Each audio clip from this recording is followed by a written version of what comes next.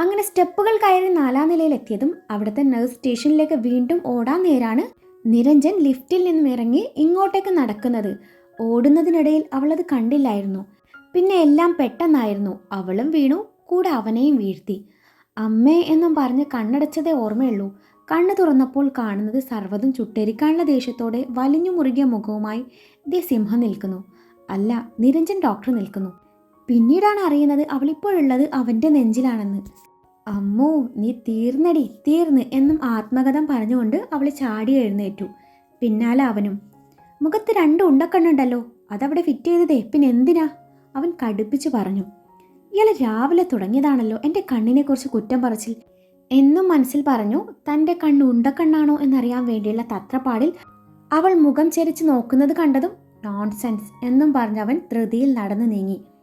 വർഷയ്ക്ക് രാവിലെ ഡ്യൂട്ടി തുടങ്ങുന്നതിനാൽ അവളുടെ കൂടെ രാവിലെ തന്നെ കെട്ടിയൊരുങ്ങി പോന്നതാണ് മേഘ.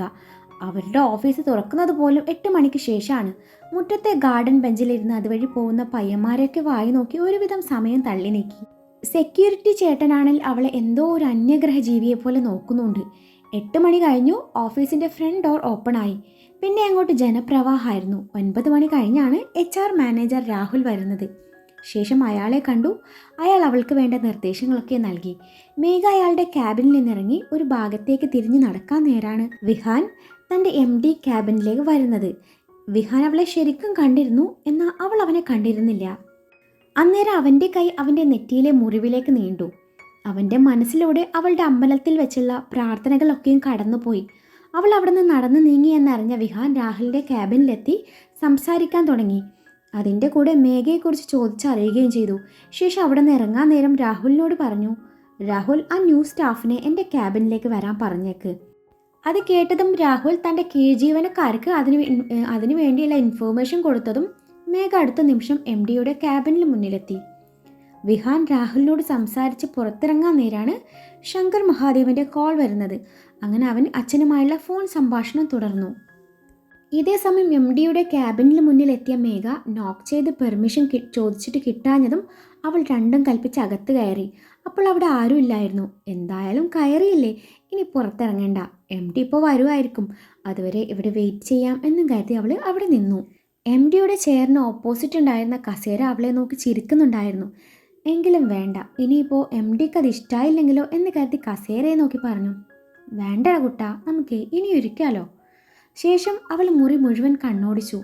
അവിടെ ടേബിളിൽ അലങ്കാരത്തിനെന്ന പോലെ വെച്ചിരുന്ന മയിൽപ്പീലി എടുത്ത് അവളുടെ കവിളിലൂടെ ഒന്ന് തലോടി. അന്നേരം അവളുടെ മുഖത്തൊരു പ്രത്യേകതരം ഭാവങ്ങൾ മിന്നിമാഞ്ഞു. അതെടുത്തിട്ട് തന്നെ വെച്ചപ്പോഴാണ് MDയുടെ റിവോൾവിംഗ് ചെയർ അവൾ ശ്രദ്ധിക്കുന്നത്.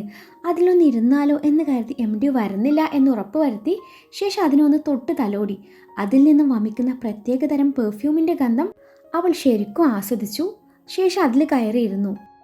ആഹാ, എന്തൊരു സുഖം, ഇതുപോലൊരു ചെയർ മതിയായിരുന്നു എനിക്കും എന്ന് മനസ്സിൽ പറഞ്ഞു. അവിടെ കിടക്കുന്ന കൂളിംഗ് ഗ്ലാസ്സും എടുത്ത് മുഖത്ത് വെച്ച് അങ്ങനെ ഗമയിലിരിക്കുമ്പോഴാണ് ക്യാബിൻ ഡോർ തുറന്ന് ഒരാൾ അകത്തേക്ക് വരുന്നത്. ശബ്ദം കേട്ടതും മേഘ ചാടി എഴുന്നേറ്റു. മുഖത്തെ കൂളിംഗ് ഗ്ലാസ് നീക്കിയപ്പോഴാണ് അവൾ കാളെ ശരിക്കും കാണുന്നത്. ഒറ്റ തവണയെ ആ മുഖത്തേക്ക് നോക്കിയുള്ളൂ. പിന്നെ അങ്ങോട്ട് നോക്കാനുള്ള ധൈര്യം കുട്ടിക്കില്ലായിരുന്നു. ഞെട്ടി പണ്ടാരടങ്ങുന്നതിനിടയിൽ കയ്യിലുള്ള കൂളിംഗ് ഗ്ലാസ് താഴെ വീണ് പൊട്ടുകയും ചെയ്തു. എൻ്റെ കണ്ണ, രാവിലെ ചോര കാണിച്ചു തന്നപ്പോൾ ഇത്രയും പ്രതീക്ഷിച്ചില്ല. എന്നാലും എന്നോട് ചതി വേണ്ടായിരുന്നു. 20 രൂപയുടെ തേങ്ങയല്ല ഞാൻ ഉടച്ചത്. നോക്കിക്കോ, ഞാനിനി മിണ്ടില്ല കേട്ടോ. അവളന്നേരം ദൈവത്തിനോട് പരാതി പറയുകയായിരുന്നു. തൻ്റെ പെർമിഷൻ ഇല്ലാതെ അകത്ത് കയറിയത് പോരാഞ്ഞ് തൻ്റെ ചെയറിൽ ഞെളിഞ്ഞിരിക്കുന്നു. അതും പോരാഞ്ഞ് തൻ്റെ വില കൂടിയ കൂളിംഗ് ഗ്ലാസ് എടുത്ത് പൊട്ടിച്ചിരിക്കുന്നു. എല്ലാം കൂടി ആയപ്പോൾ അവൻ്റെ മുഖം രക്തവർണ്ണമായി. പിന്നെ അവിടെ എന്തൊക്കെയോ നടന്നു. ഒന്നും മനസ്സിലായില്ലല്ലേ? മറ്റൊന്നുമല്ല, മൈ ബോസിലെ മമത മോഹൻദാസിനെ വെല്ലുന്ന തരത്തിൽ അവളെ നോക്കി ഇംഗ്ലീഷിൽ നല്ല ഒന്നാന്തരം തെറി പറഞ്ഞതാ. രാവിലത്തെയും ചേർത്ത് കൊടുത്തിട്ടുണ്ട്. തെറി പറയാൻ ചേട്ടൻ അനിയനും ബഹുമിടുക്കനാ. അതിൽ ചേട്ടനാണ് അനിയനേക്കാൾ ഇത്തിരി ഭേദം, ഇത്തിരി മാത്രം. കൂടുതൽ പ്രതീക്ഷ വേണ്ട. മേഘയുടെ പ്രാർത്ഥനയിൽ ഈശ്വര ഭഗവാനെ, എൻ്റെ ബോസിന് നല്ലത് മാത്രം വരുത്തണേ, അത് മാത്രമാണെന്ന് തോന്നുന്നു ദൈവം സ്വീകരിച്ചത്. തൻ്റെ വില കൂടിയ കൂളിംഗ് ഗ്ലാസ് പൊട്ടിച്ച് അവളെ കടുപ്പിച്ച് നോക്കിക്കൊണ്ട് പറഞ്ഞു, ഇതിൻ്റെ വില എത്രയാണെന്നറിയോ? അവളില്ലെന്ന പോലെ ചുമൽ കൂച്ചി. അവന് അതിനുശേഷം ഒരു എമൗണ്ട് പറഞ്ഞു. അത് കേട്ട മേഘ ഞെട്ടി. പക്ഷെ അതിൻ്റെ ഇരട്ടി അവൾ ഞെട്ടിയത് അവൻ അത് കഴിഞ്ഞ് പറഞ്ഞത് കേട്ടപ്പോഴാണ്. തൻ്റെ ആദ്യത്തെ സാലറി കട്ട്. കിട്ടിയോ ഇല്ല, ചോദിച്ചു വാങ്ങിച്ചു എന്ന എക്സ്പ്രഷനോടെ അവൾ അവനെ ഒന്ന് നോക്കി. അത് കഴിഞ്ഞ് അവന് പറയാനുള്ളതൊക്കെയും പറഞ്ഞ് അവളുടെ വയറ് നിറച്ചതും അവളോട് പൊയ്ക്കോളാൻ പറഞ്ഞു. കൂടെ പോവാൻ നേരം ഒന്നുകൂടി പറഞ്ഞു, ഇനി മുതൽ മേഘ ആയിരിക്കും എൻ്റെ PA.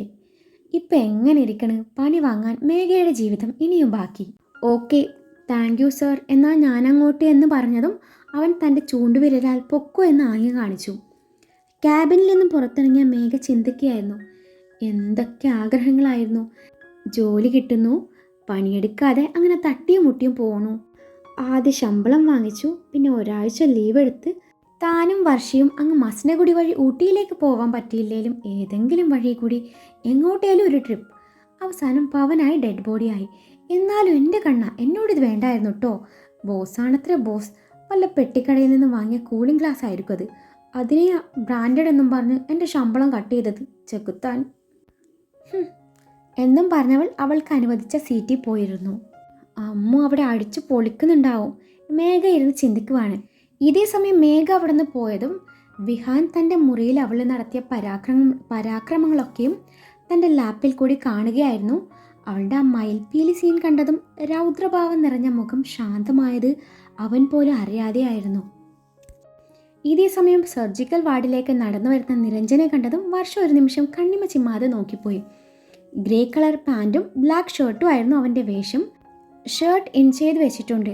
കൂടാതെ ഡോക്ടർമാരുടെ സ്ഥിരം വൈറ്റ് കോട്ടും ധരിച്ചിട്ടുണ്ട്.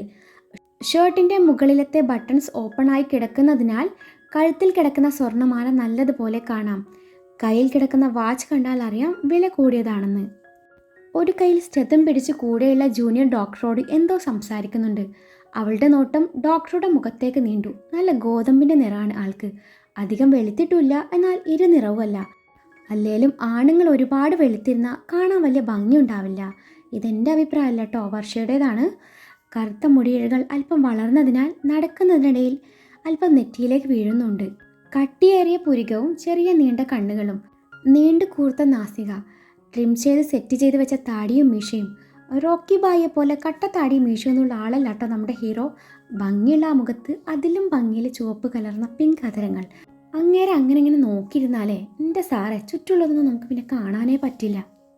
തോളത്തൊരു തട്ട് കിട്ടിയപ്പോഴാണ് വർഷ വായിനോട്ടം അവസാനിപ്പിച്ചത്. മതി ചോര ഊറ്റിയത്. ഇതെങ്ങാൻ അങ്ങേരെ കണ്ടിരുന്നല്ലേ നിന്നെ ഇപ്പോൾ ചുവരിൽ നിന്ന് വടിച്ചടിക്കേണ്ടി വന്നേനെ. കൂടെ ഉണ്ടായിരുന്ന നഴ്സ് ശ്വേത ചിരിയോടെ പറഞ്ഞു. ഹേ, ഞാൻ ചോര ഊറ്റിയതൊന്നല്ല. ഒരു സൗന്ദര്യ ആസ്വാദകൻ എന്ന നിലയിൽ ഞാനൊന്ന് നോക്കി, അത്രയേ ഉള്ളൂ എന്ന് പറഞ്ഞപ്പോഴേക്കും ഡോക്ടർ അടുത്തെത്തിയിരുന്നു. പിന്നെ അവിടെ നിശബ്ദതയായിരുന്നു. ഡോക്ടർ ഓരോ രോഗിയെ പരിശോധിക്കുമ്പോഴും ശ്വേത ചെയ്യുന്ന ഓരോ കാര്യങ്ങളും അവൾ സസൂക്ഷ്മം വീക്ഷിച്ചു. ഇല്ലെങ്കിൽ നാളെ സിംഹം അവളെ കടിച്ചു കീറുമെന്ന് അവൾക്ക് അറിയാമായിരുന്നു. താനെന്ന വ്യക്തി അവിടെ ഉണ്ടെന്ന പരിഗണന പോലും അവനിലില്ലായിരുന്നു. അന്നേരം അവനിൽ അത്രയും ഗൗരവം കലർന്നിരുന്നു. ശ്വേത ശ്വാസം അടക്കി പിടിച്ചു. അവനോട് രോഗിയുടെ ഫയൽസ് നോക്കി ഓരോന്ന് പറയുന്നുണ്ട്. റൗണ്ട്സ് കഴിഞ്ഞ് നിരഞ്ജൻ ICUവിലേക്ക് പോയതും ശ്വേത വർഷയുടെ കൈയും പിടിച്ച് താഴേക്ക് ഒരു ഓട്ടായിരുന്നു. എന്തിനാണെന്ന് വെച്ചാൽ ഡോക്ടർ അവിടെ എത്തുന്നതിന് മുൻപ് ചെയ്യേണ്ട കുറച്ച് കാര്യങ്ങളുണ്ട്. അത് ചെയ്തില്ലെങ്കിൽ പിന്നെ ഒന്നും പറയണ്ട, പൂരത്തെറിയായിരിക്കും. OP റൂമിന് മുന്നിൽ അക്ഷമരായി കാത്തു നിൽക്കുന്ന രോഗികളുടെ കയ്യിൽ നിന്നും ശ്വേത സ്ലിപ്പൊക്കെ വാങ്ങിച്ചു. അടുക്കി വെച്ച് വർഷയുടെ കയ്യിൽ കൊടുത്തു. വേണ്ട നിർദ്ദേശങ്ങൾ നൽകി വാർഡിലേക്ക് പോയി. പോകുമ്പോൾ ഒരു കാര്യം കൂടി പറഞ്ഞിരുന്നു, ഡോക്ടറുടെ മുറി ഒന്ന് അടുക്കി പെറുക്കി വെക്കണമെന്ന്. അതിനുവേണ്ടി വർഷ നിരഞ്ജൻ്റെ ക്യാബിനിൽ ചെന്ന് എല്ലാം അടുക്കി വെച്ച് ഡോർ തുറക്കാൻ നേരാണ് അവൻ അകത്ത് കയറി വരുന്നത്. അന്നേരം ഇരുവരുടെയും നെറ്റികൾ തമ്മിൽ കൂട്ടിയിടിച്ചു. നിരഞ്ജൻ നെറ്റി ഒഴിഞ്ഞുകൊണ്ട് അവളെ ദഹിപ്പിച്ചു നോക്കി. ഈ പെണ്ണ് വന്നപ്പോൾ തൊട്ട് എനിക്ക് പണി തരികയാണല്ലോ എന്ന് മനസ്സിൽ പറഞ്ഞുകൊണ്ട് ഒന്നും മിണ്ടാതെ പല്ലുറുമ്മിക്കൊണ്ട് തൻ്റെ കസേരയിൽ വന്നിരുന്നതും വർഷ തൻ്റെ നെറ്റി ഒഴിഞ്ഞുകൊണ്ട് അവനെ ഒന്ന് നോക്കിക്കൊണ്ട് പറഞ്ഞു, സാർ ഒന്നുകൂടി നെറ്റി മുട്ടിക്കാവോ? ആ ചോദ്യം കേട്ടതും അവന് ചൊറിഞ്ഞു കയറി വന്നതാണ്. പിന്നെ വേണ്ടെന്ന് കരുതി ഒന്നും മിണ്ടാതിരുന്നു. സാർ പ്ലീസ്, ഇല്ലെങ്കിലേ കൊമ്പ് മുളക്കും. അതുകൊണ്ടാ. കൊച്ചു കുഞ്ഞിനെ പോലെ അവളത് പറഞ്ഞതും നിരഞ്ജൻ വാ തുറന്നു. പിന്നെ പറയണ്ടല്ലോ. അത് കേട്ടതും അവളുടെ മുഖം വാടി. പെട്ടെന്ന് പേഷ്യൻസിനെ ഓരോന്നായി വിളിക്കുക എന്നവൻ ഗൗരവത്തിൽ പറഞ്ഞു. അവനൊരു ഫയലിലേക്ക് മുഖം പൊഴുത്തിയതും വർഷ പുറത്തേക്ക് നടക്കാനൊരുങ്ങി. പിന്നെ അവൾ ഒന്ന് തിരിഞ്ഞു നോക്കി. അപ്പോഴവൻ തല കുമ്പിട്ടിരിക്കുകയാണ് എന്ന് കണ്ട അവൾ ഓടിച്ചെന്ന് അവൻ്റെ നെറ്റിയിൽ ഒന്നുകൂടി നെറ്റിമുട്ടിച്ചുകൊണ്ട് പുറത്തേക്കൊരു ഓട്ടായിരുന്നു. അവളുടെ ആ പ്രവൃത്തിയിൽ നിരഞ്ജൻ ശരിക്കും ഞെട്ടിയിരുന്നു. ഈ പെണ്ണ് എന്നും പറഞ്ഞ് ഒന്നുകൂടി അവൻ നെറ്റി അമർത്തി ഒഴിഞ്ഞതും അവൻ്റെ ചുണ്ടിൻ്റെ കോണിൽ ഒരു പുഞ്ചിരി വിരിഞ്ഞിരുന്നോ എന്നൊരു സംശയം എനിക്കില്ലാതില്ല. മേഘയ്ക്കുള്ള രണ്ടാമത്തെ പണിയും കൊടുത്ത് ആത്മസംതൃപ്തിയിൽ ഇരിക്കുകയാണ് വിഹാൻ. തൻ്റെ മുന്നിൽ ഒരു കെട്ട് ഫയലുമായി വാടിയ മുഖത്തോടെ ഇരിക്കുന്ന മേഘയെ അവനൊന്ന് നോക്കി. നീ എന്താടി പറഞ്ഞത്? നിന്റെ ബോസ് ഉറക്കം തൂങ്ങിയും കുഴിമടിയനും വായി നോക്കിയും ആയിരിക്കണമെന്നല്ലേ? പിന്നെന്താ, നിന്റെ സൗന്ദര്യം കണ്ട് നിനക്ക് പെട്ടെന്ന് പ്രമോഷൻ കിട്ടണമെന്നല്ലേ? തരുന്നുണ്ട് നിനക്ക് ഞാൻ. പ്രമോഷനല്ല, ഡിസ്മിസൽ ഓർഡർ. എൻ്റെ നെറ്റി പൊട്ടിച്ചിട്ടേ ഞാൻ നിനക്ക് പ്രമോഷൻ തരാടി. ഈ ഫയൽസൊക്കെയും ഇന്ന് 5 മണിക്ക് മുൻപ് പോയിട്ട് ഒരാഴ്ച കൊണ്ട് കുത്തിയിരുന്ന് നോക്കിയാലും നിന്നെ കൊണ്ട് തീർക്കാൻ പറ്റില്ല. ഫയലിലേക്ക് മുഖം പൂഴ്ത്തിയിരിക്കുന്ന അവളെ നോക്കി വിഹാൻ മനസ്സിലിങ്ങനെ ഓരോന്ന് പറയുകയാണ്. അന്നേരാണ് മേഘ തലയുയർത്തി നോക്കുന്നത്. തന്നെ ഉറ്റുനോക്കിക്കൊണ്ട് എന്തൊക്കെയോ ചിന്തിച്ചു കൂട്ടുന്ന അവന് നേരെ അവൾ വിരൽ ഞൊടിച്ചപ്പോഴാണ് അവന് ബോധോദയം വരുന്നത്. എന്താ സാർ? എന്താ? അല്ല, സാറെന്തോ ആലോചിക്കുന്നത് കണ്ട് ചോദിച്ചതാ. അത് താൻ അറിയുന്നത് എന്തിനാ? അടുത്ത മാസത്തെ സാലറി ഓൾറെഡി കട്ട് ചെയ്ത് കഴിഞ്ഞു. ഇനി തൊട്ടടുത്ത മാസത്തെ കൂടി വേണോ? അത് കേട്ടത് മേഘ ഒന്ന് ഞെട്ടി. എന്നിട്ട് വല്ലാത്ത ഭാവത്തിൽ പറഞ്ഞു, അതെ, അത് ഞാനറിയുന്നത് എന്തിനാ? സാർ എന്ത് വേണമെങ്കിലും ചിന്തിച്ചോളൂ. അതെ, കൂടുതൽ സ്മാർട്ടാവല്ലേ. പെട്ടെന്ന് ജോലി ചെയ്യാൻ നോക്ക്. 5 മണിക്ക് മുമ്പ് ഇത് കഴിഞ്ഞാൽ വേറെ ജോലി തരാം. എന്തേ? തീരുമ്പോൾ ജോലി തരാൻ ഞാനെന്താ കുപ്പിന്ന് വന്ന ഭൂതാണോ എൻ്റെ കണ്ണാ? കുട്ടി പതുക്കെ പറഞ്ഞതാണേലും പറഞ്ഞു വന്നപ്പോൾ ഉറക്കായിപ്പോയി. താനെന്താ ഇപ്പോൾ പറഞ്ഞത്? അവൻ ചോദിച്ചു. ഒന്നുമില്ല സാർ, അവൾ ചുമ്മൽ കൂച്ചിക്കൊണ്ട് പറഞ്ഞു. പറയാൻ ഇത്തിരി കടുപ്പിച്ച് അവനത് പറഞ്ഞതും അവളുടെ വായിന്ന് യാന്ത്രികമായി പുറത്തു വന്നു. തീരുമ്പോൾ പണി തരാൻ ഞാൻ കുപ്പിന്ന് വന്ന ഭൂതാണോന്ന്. അതല്ല, അത് കഴിഞ്ഞ് ഞാനൊന്നും പറഞ്ഞില്ല സാർ. പറഞ്ഞു. താൻ ഇങ്ങനെയല്ല നേരത്തെ പറഞ്ഞത്. അത് മുഴുവനും പറഞ്ഞേ. വേറെ വഴിയില്ലാതെ അവൾ വീണ്ടും പറഞ്ഞു. തീരുമ്പോൾ പണി തരാൻ ഞാനെന്താ കുപ്പിന്ന് വന്ന ഭൂതാണോ എൻ്റെ കണ്ണാന്ന്? താൻ ആരെയാ കണ്ണാന്ന് വിളിച്ചേ? അവൻ മുഖം ചുളിച്ചുകൊണ്ട് ചോദിച്ചു. അത് പിന്നെ കണ്ണനെ, ഉണ്ണിക്കണ്ണനെ. ഭഗവാൻ കൃഷ്ണനാ സാറേ. ഞങ്ങൾ തമ്മിലേ വലിയ അടുപ്പാ. ഓ അങ്ങനെ, ഓക്കെ, യു ക്യാരി ഓൺ. അവൾ അവസാനം പറഞ്ഞത് കേട്ടപ്പോഴാണ് അവൻ ഇത്തിരി ആശ്വാസമായത്. കണ്ണൻ എന്നത് അവൻ്റെ ചെല്ലപ്പേരാണ്. അച്ഛനും അമ്മയും നിരഞ്ജനും മാത്രം വിളിക്കുന്ന പേര്. അത് മറ്റാരും വിളിക്കുന്നത് അവൻ ഇഷ്ടമില്ലായിരുന്നു. ഇനിയിപ്പോൾ അവൾ തൻ്റെ പേരറിഞ്ഞു വെച്ചിട്ട് തന്നെയെങ്ങാനും അങ്ങനെ വിളിച്ചതാണോ എന്നറിയാൻ വേണ്ടി ചോദിച്ചതാ. അങ്ങനെ ആയിരുന്നേ അവളുടെ 3 മാസത്തെ ശമ്പളം ഒരുമിച്ച് കട്ട് ചെയ്യാനിരുന്നതാ. എന്നാൽ ഇതേ സമയം അവൻ്റെ പ്രവൃത്തി കണ്ട് മേഘ വിചാരിക്കുകയാണ്, ഇയാൾക്ക് അരപ്പരി ലൂസാണെന്നാ തോന്നുന്നത്. ഏതു നേരവും എന്തൊക്കെയോ ആലോചനയും. പിന്നെ ഒന്ന് പറഞ്ഞ് രണ്ടാമത്തേതിന് ശമ്പളം കട്ട് ചെയ്ത് കളയും. ദുഷ്ടൻ. ഇങ്ങനെ പോയാൽ അയാൾക്ക് കട്ട് ചെയ്യാനേ നേരം കാണുള്ളൂ. ഇതിനേക്കാളും ഭേദം വല്ല തൊഴിലുറപ്പ് ജോലിക്കും പോകുന്നതായിരുന്നു. ഒരു തൂമ്പയും പിടിച്ച് നിന്നാൽ മതിയായിരുന്നു, ശമ്പളം കിട്ടിയേനെ. അവൾ എന്തൊക്കെയോ ആലോചിച്ച് കൂട്ടുന്നത് കണ്ടതും അവൻ അവളെ നോക്കി ഒന്നമർത്തി മൂളിക്കൊണ്ട് ചോദിച്ചു, എന്താ? ഒന്നുമില്ല സാർ എന്നും പറഞ്ഞ് അവൾ വീണ്ടും ജോലി തുടർന്നു. സമയം 2 മണി ആയതും ലാപ്പിൽ കണ്ണു നട്ടിരിക്കുന്ന അവനെ നോക്കി മേഘ പതുക്കെ വിളിച്ചു. സാർ. സമയം 2 മണിയായി. അതിനെന്താണോ? നമുക്ക് ഭക്ഷണം കഴിക്കണ്ടേ സാർ? കഴിക്കണം, നമുക്കല്ല, എനിക്ക്. ലാപ്ടോപ്പ് ഷട്ട് ഡൗൺ ചെയ്തുകൊണ്ടവൻ അതും പറഞ്ഞ് അവളെ ഒന്ന് നോക്കി. അയ്യോ സാർ, അപ്പം ഞാനോ? തൻ്റെ ജോലി കംപ്ലീറ്റ് ആയെങ്കിൽ കഴിക്കാൻ പോവാം. അയ്യോ സാർ, ഇതിപ്പോഴൊന്നും തീരില്ല.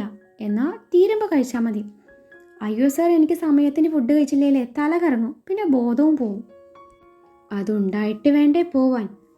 അവൻ്റെ സംസാരം കേട്ട് അവൾക്ക് ചൊറിഞ്ഞു വരുന്നുണ്ടായിരുന്നു. വല്ലതും പറയാൻ പറ്റുമോ? ബോസായിപ്പോയില്ലേ ബോസ്. സത്യമായിട്ടും എനിക്ക് തല കറങ്ങും. അവൾ വീണ്ടും പറഞ്ഞു. കുഴപ്പമില്ല, ഇവിടെ തൊട്ടടുത്ത് ഞങ്ങളുടെ ഹോസ്പിറ്റലിലുള്ളതാ. അതുകൊണ്ട് അക്കാര്യത്തിൽ താൻ ടെൻഷൻ ആവണ്ട. ഇനി അവനോട് പറഞ്ഞിട്ട് കാര്യമില്ലെന്ന് കരുതി അവൾ മിണ്ടാതെ ജോലി തുടർന്നു. ചെകുത്താൻ, നോക്കിക്കോടോ, എന്നെ പട്ടിണി കിട്ടാൻ താൻ അനുഭവിക്കും. അയ്യോ അമ്മ, എനിക്ക് വിശക്കുന്നു. വിഹാനെയും പ്രാഗിക്കൊണ്ട് മേഘ ജോലി തുടർന്നു. ഇതേ സമയം അവസാനത്തെ രോഗിയെയും നോക്കിക്കഴിഞ്ഞ ആശ്വാസത്തിൽ രോഗി പോയതിന് പിന്നാലെ പോവാനിരുന്ന വർഷയെ നിരഞ്ജൻ വിളിച്ചുകൊണ്ട് ചോദിച്ചു. ഹലോ, എങ്ങോട്ടായി പോകുന്നത്? ഞാൻ ഡ്യൂട്ടി 2 മണി. എന്തോന്ന്? അല്ല സാർ, ഡ്യൂട്ടി കഴിഞ്ഞില്ലേ? ഇനി ഞാൻ എന്ത് ചെയ്യാനാ? ഡ്യൂട്ടി കഴിഞ്ഞെന്ന് ആര് പറഞ്ഞു? അത് പിന്നെ പേഷ്യൻസ് കഴിഞ്ഞപ്പോൾ ഞാൻ കരുതി. വർഷ വിക്കി പറഞ്ഞു. എന്നാൽ അങ്ങനെ കരുതണ്ട. അയ്യോ സാർ, കഴിഞ്ഞില്ലേ, ഇനി എന്താ ചെയ്യണ്ടേ? തലകുത്തി മറിയണം. എന്താ പറ്റുമോ? അത് പറ്റില്ല. എന്നാൽ ആ വായും പൊട്ടി ഇവിടെ വന്നിരിക്കേ. ചെറിയൊരു പണി കൂടിയുണ്ട്. ഇനി മുതൽ ഞാൻ പറയാതെ ഇവിടെ നിന്ന് പോകാൻ പറ്റില്ല, കേട്ടല്ലോ? അവൻ ഗൗരവത്തിൽ അത് പറഞ്ഞതും കുട്ടി തലയനക്കി. സാർ. 2 മണിയായി. അതിന് പെട്ടെന്ന് പോയില്ലേ? ക്യാൻറ്റീനിൽ ഫുഡ് കഴിഞ്ഞ് പോകുമെന്ന് ശ്വേത പറഞ്ഞു. കഴിഞ്ഞോട്ടെ, ഒരു നേരം കഴിച്ചില്ലെന്ന് വെച്ചേ ഒന്നും സംഭവിക്കില്ല. സാർ, അവൾ ദയനീയമായി വിളിച്ചു. മിണ്ടാതെ ഇവിടെ വന്നിരുന്നേ, ഇത് ഈ പേപ്പറിലുള്ളതൊക്കെയും തെറ്റാതെ എനിക്ക് വായിച്ചു തന്നേ. അന്നേരം ഞാനിത് ടൈപ്പ് ചെയ്യും. ഓക്കെ? ഓക്കെ സർ എന്നും പറഞ്ഞ് അവൾ അവന് എതിരെയുള്ള കസേരയിൽ വന്നിരുന്നു. തപ്പിത്തടഞ്ഞുകൊണ്ട് വായിക്കാൻ തുടങ്ങി. തെറ്റിച്ച് വായിച്ച അവൻ തന്നെ പെട്ടെന്ന് പറഞ്ഞു വിടും എന്നായിരുന്നു അവളുടെ മനസ്സിൽ. അവനുണ്ടോ വിടുന്നു? അവൾക്ക് പണി കൊടുക്കാൻ വേണ്ടി ഇറങ്ങി തിരിച്ചതവൻ. അവൾ തെറ്റിക്കുമ്പോൾ അവളെ കടുപ്പിച്ചൊരു നോട്ടം നോക്കും. അതോടെ കുട്ടി കുറച്ചു നേരം നേരെ വായിക്കും, പിന്നെ വീണ്ടും തെറ്റിക്കും. അറിയാൻ മേലാഞ്ഞിട്ട് ചോദിക്കുക, ശരിക്കും തനിക്ക് ഈ റാങ്ക് കിട്ടിയത് തന്നെയാണല്ലോ? അവൻ്റെ ചോദ്യം കേട്ട് അവളുടെ ഉണ്ടക്കണ്ണ് മേഞ്ഞു വന്നത് കണ്ടതും അവൻ വീണ്ടും പറഞ്ഞു, അല്ല, നേരാവണ്ണം വായിക്കാൻ പോലും അറിയുന്നില്ല, അതുകൊണ്ട് ചോദിച്ചതാ. അത് പിന്നെ സാറിൻ്റെ ഈ അലൈൻ ലാംഗ്വേജ് ആർക്കെങ്കിലും മനസ്സിലാവണ്ടേ? അത് കേട്ടതും അവൻ കടുപ്പിച്ച് നോക്കിക്കൊണ്ട് പറഞ്ഞു, ബാക്കി വായിക്കുക, ഇനി തെറ്റിച്ചാലേ പണിഷ്മെൻ്റ് ഉണ്ട്, കേട്ടല്ലോ? അത് കേട്ടതും അവൾ പിന്നെ ഒന്നുപോലും തെറ്റിക്കാതെ വായിച്ചു കൊടുക്കാൻ തുടങ്ങി. അതിനിടയിൽ അവൻ തൻ്റെ ഫോണെടുത്ത് ആർക്കോ വിളിക്കുന്നത് അവൾ കണ്ടു. ഇതേ സമയം വിഹാൻ്റെ മുറിയിലെ ടേബിളിൽ കിടക്കുന്ന ഫോൺ റിങ് ചെയ്തതും അവൻ ആൻസർ ബട്ടൺ അമർത്തി. അപ്പോഴേക്കും അറിയാതെ അവൻ്റെ കൈകൊണ്ട് ലൗഡ് സ്പീക്കർ ബട്ടൺ അമർന്നിരുന്നു. എടാ കണ്ണാ, നീ കഴിച്ചോ? എന്നെ വെയിറ്റ് ചെയ്യണ്ട, എനിക്കിത്തിരി പണി കൂടിയുണ്ട്. നിരഞ്ജൻ്റെ ശബ്ദം ക്യാബിന് മൊത്തം മുഴങ്ങിയപ്പോഴാണ് വിഹാന് മനസ്സിലാവുന്നത് സ്പീക്കർ മോഡിലാണെന്ന്. അവന് പെട്ടെന്ന് അത് ഓഫ് ചെയ്ത് സംസാരം തുടർന്നു. തന്നെ അവൻ കണ്ണാന്ന് വിളിച്ചത് മേഘ കേട്ടല്ലോ എന്ന ആ ചളിപ്പ് അവൻ്റെ മുഖത്തുണ്ടായിരുന്നു. ഇതേ സമയം നിരഞ്ജൻ്റെ ക്യാബിനിൽ, കണ്ണാ നീ കഴിച്ചോട്ടാ, പിന്നെ എൻ്റെ ഫുഡെങ്ങാനും നീ തൊട്ടാ, പ്രത്യേകിച്ച് എൻ്റെ മീൻ പൊരിച്ചത്, നിൻ്റെ കൈ ഞാൻ വെട്ടും, കേട്ടല്ലോ? നിരഞ്ജൻ സംസാരിക്കുന്നത് കേട്ടതും വർഷ അവനൊന്ന് നോക്കിപ്പോയി. ഇത്രയും നേരം കാണാത്ത ഒരു പ്രത്യേകതരം ഭാവം ആ മുഖത്തിപ്പോഴുണ്ടെന്ന് അവൾക്ക് തോന്നിപ്പോയി. മുഖം ഒന്നുകൂടി വിടർന്നിട്ടുണ്ട്. കണ്ണാന്നുള്ള ആ വിളിയും കൂടെ ആ സംസാരവും കേട്ടപ്പോൾ മനസ്സിലായി വേണ്ടപ്പെട്ട ആരോ ആണെന്ന്. ഇതേ സമയം വിഹാൻ്റെ ക്യാബിനിൽ, അച്ചു നീ ഒന്ന് വെച്ചിട്ട് പോടാ എന്നും പറഞ്ഞ് വിഹാൻ കോൾ കട്ട് ചെയ്തിരുന്നു. എന്നാൽ ഇതേ സമയം അവൻ്റെ വെളിപ്പേര് കണ്ണൻ എന്നാണെന്ന് മനസ്സിലാക്കിയ മേഘ അവസരം ശരിക്കും മുതലാക്കുന്നുണ്ട്. എൻ്റെ കണ്ണ, എൻ്റെ നടുവൊടിഞ്ഞുട്ടോ, എൻ്റെ ഉണ്ണിക്കണ്ണ, എനിക്ക് വിശക്കുന്നേ, എൻ്റെ കണ്ണ, ഞാനിപ്പോൾ തലകറങ്ങി വീഴുട്ടോ. ഇതൊക്കെ കേൾക്കുമ്പോൾ അവൻ കണ്ണുരുട്ടി നോക്കും. ഞാൻ ദൈവത്തിനെ വിളിച്ചതാ സാറേ, അവൾ നിഷ്കുവായി പറഞ്ഞു. ഇനി മേല താൻ എൻ്റെ മുന്നിൽ വെച്ച് ദൈവത്തിനെ വിളിക്കാൻ പാടില്ല. വിളിച്ചാൽ തൻ്റെ 6 മാസത്തെ ശമ്പളം ഞാൻ ഒരുമിച്ച് കട്ട് ചെയ്യും, ഇഡിയറ്റ് എന്നും പറഞ്ഞ് അവൻ എഴുന്നേറ്റ് പോയി. എന്നിട്ട് അവളോടും കഴിക്കാൻ പോയിക്കോളാൻ പറഞ്ഞു. അപ്പോഴേക്കും സമയം 2:30 ആയിരുന്നു. അത് കേൾക്കേണ്ട താമസം അവളുടെ സീറ്റിലേക്ക് ഓടി. ഫോണെടുത്ത് വർഷയെ വിളിച്ചു. വർഷയുടെ ഫോൺ ടേബിളിൽ കിടന്ന് റിങ് ചെയ്യുന്നത് കണ്ടതും നിരഞ്ജൻ ആൻസർ ബട്ടൺ അമർത്തി സ്പീക്കർ മോഡിലിട്ട് സംസാരിക്കാൻ ആംഗ്യം കാണിച്ചു. അമ്മു, നീ എവിടെയാ? നീ കഴിച്ചോ? അമ്മു, നീ കേൾക്കുന്നുണ്ടോ? ഇല്ല, ഞാൻ കഴിച്ചില്ല. പൊന്നു, നീ പോയി കഴിച്ചോ? ഞാനേ പിന്നെ കഴിച്ചോളാം. അതെന്താടി അങ്ങനെ? വേഗം വാ, ഫുഡ് തീരും. ഫുഡ് തീർന്നാൽ നിനക്കറിയാലോ, വിശന്നിരുന്നാൽ എനിക്ക് തല കറങ്ങും. നിനക്ക് പിന്നെ പേടിക്കണ്ടല്ലോ, താങ്ങി പിടിക്കാൻ ഒരു ഡോക്ടറല്ലേ കൂടെ ഉള്ളത്. എൻ്റെ കാര്യം അങ്ങനെയല്ല, അതൊക്കെ പോട്ടെ. നിൻ്റെ ഡോക്ടർ എങ്ങനെയാ? ചുള്ളനാ? പാവാണോ? ഇവിടെ ഒരെണ്ണമുണ്ട്, വിഹാൻ ശങ്കർ. ചെകുത്താനാടി ചെകുത്താൻ. രാവിലെ അങ്ങേരുടെ തല ഞാൻ തേങ്ങെറിഞ്ഞ് പൊട്ടിച്ചതിനെ ചെകുത്താൻ എൻ്റെ 1 മാസത്തെ സാലറി കട്ട് ചെയ്ത് കളഞ്ഞു. മേഘ പറയുന്നത് കേട്ടതും വർഷ ഉമിനീരിറക്കി. എന്നിട്ട് ഫോൺ പെട്ടെന്ന് കയ്യിലെടുത്തു സ്പീക്കർ മോഡ് ഓഫ് ചെയ്ത് അവളോട് പിന്നെ വിളിക്കാം എന്നും പറഞ്ഞ് കോൾ കട്ട് ചെയ്തു. നേരത്തെ ശ്വേതയിൽ നിന്ന് കിട്ടിയ വിവരമായിരുന്നു മേഘ ജോലി ചെയ്യുന്ന സ്ഥാപനത്തിലെ MD നിരഞ്ജൻ ഡോക്ടറുടെ അനിയനാണെന്ന്. ഇപ്പോൾ അവൾ അനിയനെക്കുറിച്ച് പറഞ്ഞത് ചേട്ടൻ കാണുമല്ലോ, ചേട്ടൻ കേട്ട് കാണുമല്ലോ എന്നോർത്ത് അവൾ പേടിയോടെ അവനൊന്ന് നോക്കി. ആരാ അത്? അവൻ ഗൗരവത്തിൽ ചോദിച്ചു. അത് കൂട്ടുകാരിയാ. ആണോ? എന്നാ കൂട്ടുകാരിയോട് പറഞ്ഞേക്ക്. അവനെങ്ങാനും ഈ വിളിപ്പേര് അറിഞ്ഞാലേ ചെകുത്താനേക്കാൾ വലിയ ഡ്രാക്കുളായി അവളെ കടിച്ചു കയറുമെന്ന്. ശരി സർ, അവൾ വിനയം വാരി വിതറി. എന്നാ വർഷ പൊയ്ക്കോളൂ. താങ്ക് യു സർ എന്നും പറഞ്ഞ് അവൾ ഫോണിലേക്ക് നോക്കിയപ്പോൾ സമയം 2:45.